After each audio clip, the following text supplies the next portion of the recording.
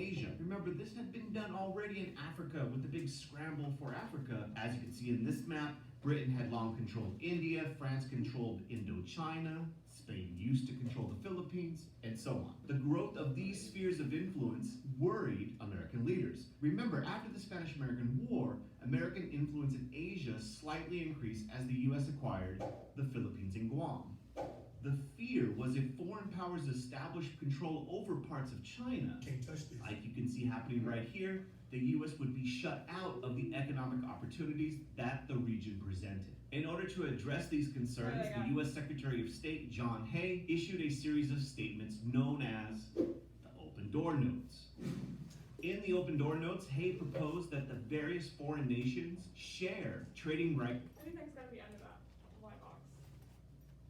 What do you think? Did you guess?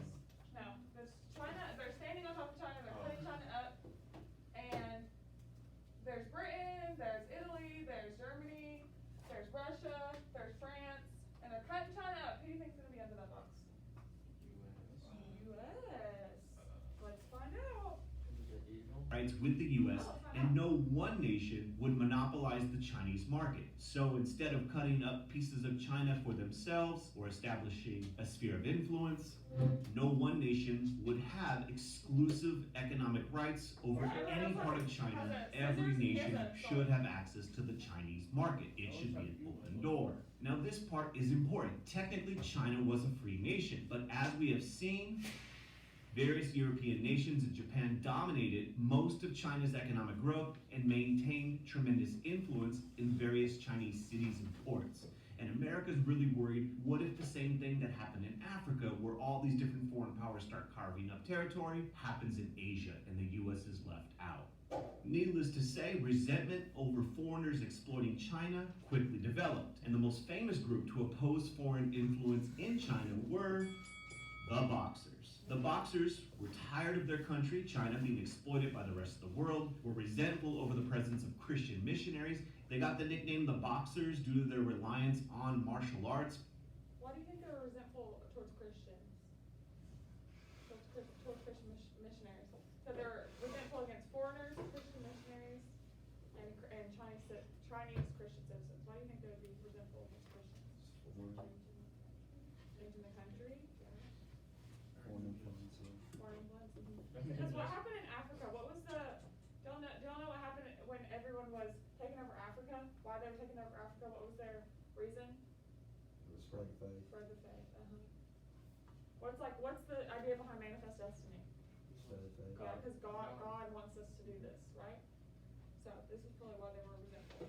And this resentment spilled over into an open rebellion known as the Boxer Rebellion. During the rebellion, members of this secret society, known as the Boxers, killed foreigners, Christian missionaries, and even Chinese civilians who had converted to Christianity. The Boxer Rebellion caused widespread fear amongst foreigners and reflects the anger in China over foreign influence in the nation. During the rebellion, many foreigners fled to Beijing, hoping to escape getting killed. And you may notice on this map, it says something about the 8-nation alliance. Fun fact, most of the time people getting murdered is bad for business. Hold up. So in August of 1900, troops from Germany, Japan, Russia, Britain, France, Italy, and Austria-Hungary roll up to Beijing to crush this rebellion. Hold up, that's only 7 countries and it's called the 8-nation alliance.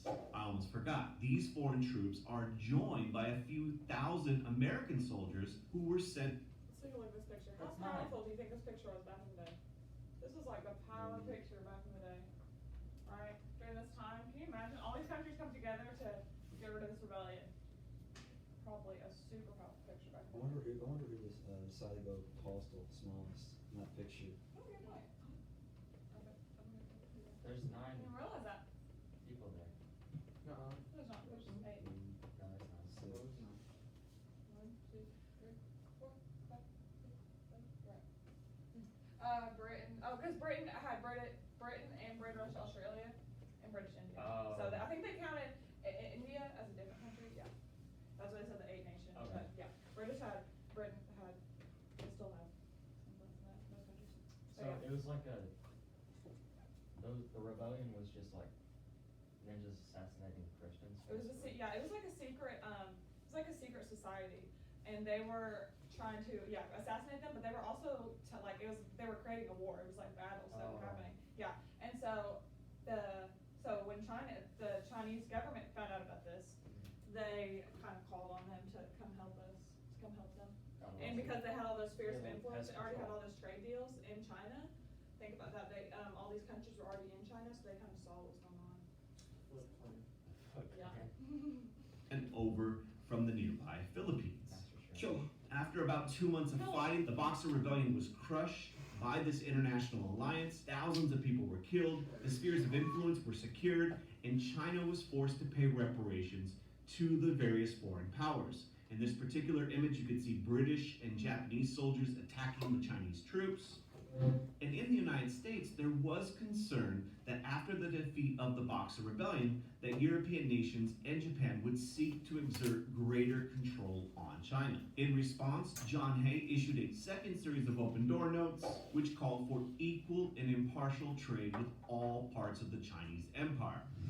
The main goal of this policy, the open door policy, was to ensure American businesses had access to trade with Chinese markets, and American involvement in stopping the Boxer Rebellion and issuing of the open door notes meant the U.S. was beginning to increase American influence in Asia. With all of this foreign influence in China, keep in mind, China was not consulted about any of these policies, creating a bunch of resentment amongst the Chinese population. And what is important about the situation in China and the U.S. declaration of the open door policy is what it shows about U.S. foreign policy, especially going into the 20th century. Many believed expansion of the U.S. economy depended on the ability to export American goods to foreign markets, and the U.S. will increasingly demonstrate a willingness to intervene in a country to keep foreign markets open. If access to a region is shut off from the United States, this was considered to be a threat to U.S. interest. So notice how all of these points are about the U.S. and not about all the other countries involved. So many believe the expansion of the U.S. economy was dependent on the ability to export American goods to foreign markets. I'm talking about British goods, we're not talking about Austrian-Hungary goods, we're not talking about Indian goods, we're talking about American goods. So, think about that.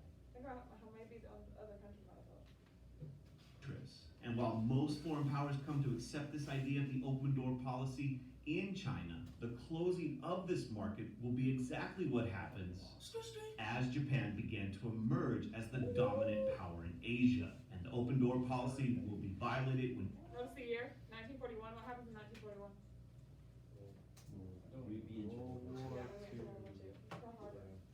Japan invades Manchuria in 1932. But that, my friends, is a story for another day and another video. That's gonna do it for this video though. Look at that guy. Thank you so much. We got a picture of Obama and Biden. Crazy. Wow. And How do you do that's- that? Alright.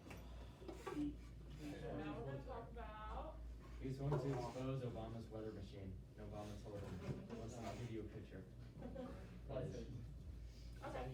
Don't tell here we the go. government. Foreign policy and the imperialist vision. I think I can tell that.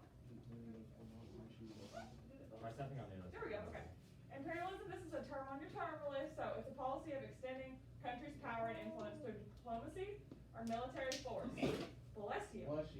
How have they done this in the past, or now? How would they do this now? What are some countries that we, have, Influence. influence? Influence. Yeah, think about it.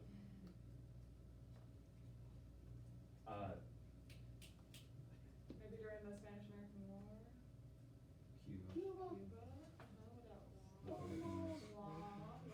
Is Afghanistan one? Or is that Now, just- yeah, now, that would be a good one, Yeah. yeah. Yeah, so we've imperialized pretty much a lot of countries. Think about Middle East. What else? Iran, maybe? Mhm. Iraq. So notice I put the majority of the U.S. presidents were big fans of this. Still today, big fans of this. Mhm. Big fans of imperialism. Oh, yeah. So this is a picture of, this is just like a cartoon show. This is pro-United States, right? Yes. So it says, before the United States intervened in behalf of these oppressed people, they were so oppressed. Look how sad they look. Spanish oppression in the Philippines. Hawaii had industrial slavery. Cuba was taken over by the Spanish boat, and Puerto Rico. Panama, they were left with nothing, and Genuine. And it says, after the United States had rescued them from their oppression. Now he looks like, now Hawaii looks like Teddy Roosevelt, look at him. They look like people from France or Paris. From Paris, yeah. So what is this Terrifying. cartoon trying to say? What are they trying to say? That the U.S. has made Liberators, yeah. things better. Yeah, no, you're on that track, they're liberators, they say, we saved them from themselves. Looks like it. I mean, look at the parts there. And they got suits, exactly. And they have bags of money. Oh, yeah. So this is another one, it says the United States. Here's that on the, holding the world. Uncle Sam. Uncle Sam, will he let you go? So Never. if you think he'll let you go, you don't know him. It's kind of a creepy looking You don't know. cartoon, I guess. Pretty So- sure that he should be, I'm pretty sure that should be God, so. Yeah, see, No, but manifest destiny. there's Uncle Sam on one side and then God's on the other, you know. Right. Good, Kinda good. like But like, why don't you tell me, like, So this is the outcome of the Spanish-American War. This is all places that have U.S. influence. So now we have Philippines and Guam. So we're kind of spread out across the map, right? Yeah. We have Philippines and Guam over here in the east. We even have Alaska just a jump over to Russia over there. And then the Spanish Empire, obviously Spain's still over there, but we have allies in Britain right over there, and then Puerto Rico. So we've actually made a pretty good spread across the map, even though we don't have huge territories. Think about how easy it is to like get into places through the coast. So and this is from that video. And spheres of influence. So as I said, Britain is trying to get in through China. You can see how they would be scared. Like I said, the Philippines, they have nowhere to go. Where are they going to get in? All these places are right here. Japan's there, Britain's there, French is there. How are they going to get in? sneak in. So like, obviously, little- exactly. little- They're like, hey guys, let's just open it up to everybody. How about we just open it up to everybody? Hey, let's talk. Let's do Please, that. like, now, please. Yeah, but just right now. No. Good point. David. So they call this the scramble for China.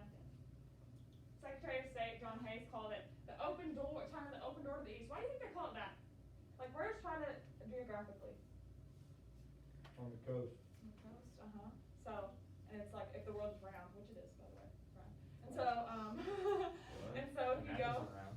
so if you go if you're going east from like California to, or yeah, I guess it is, but if you're going from California there, obviously China's gonna be the way to get into the east, right? Right.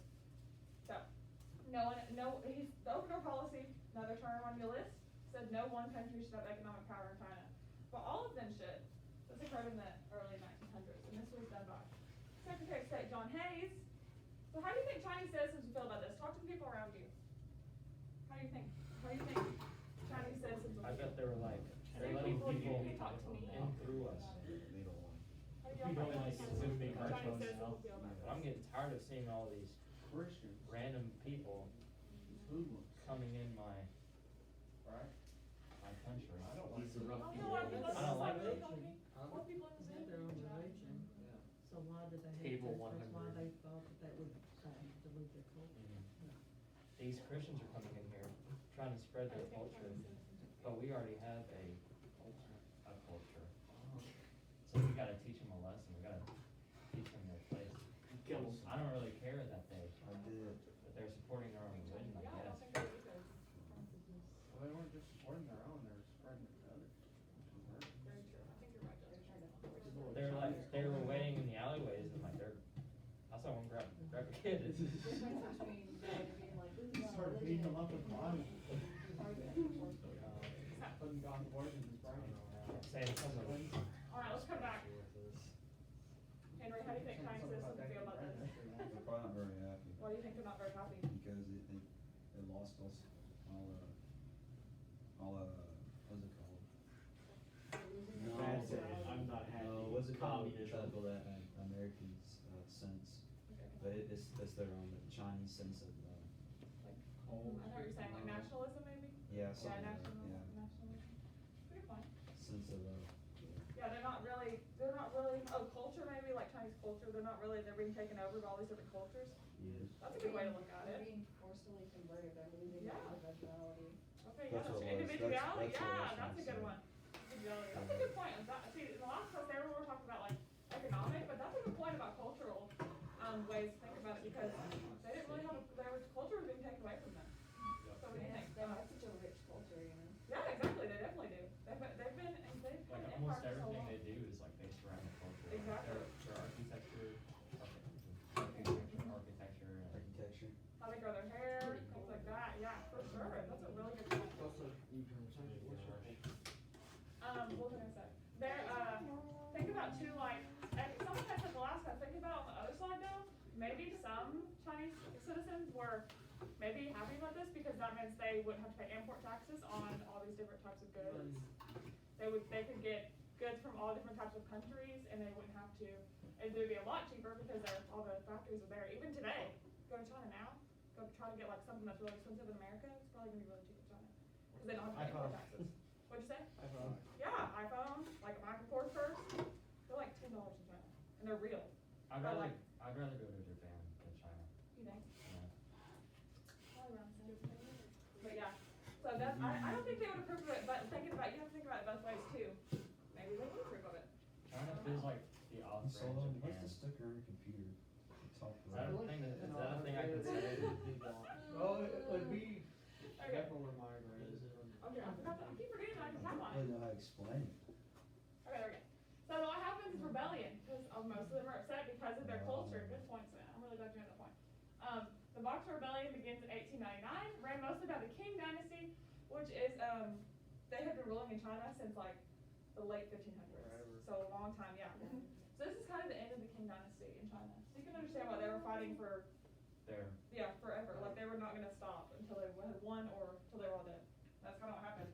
So their main goal was to get rid of any and all Christians, foreigners, and Christian foreigners to keep the more nation taking economic control of China.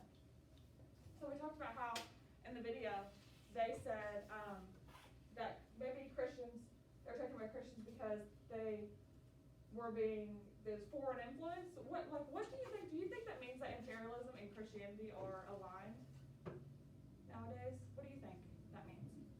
Henry, you're saying no. Why do you say no? Not nowadays, like present time now. You don't think so? Think about maybe. It's not nearly as aligned now as it was back then, because John, the Christian, because America as a whole is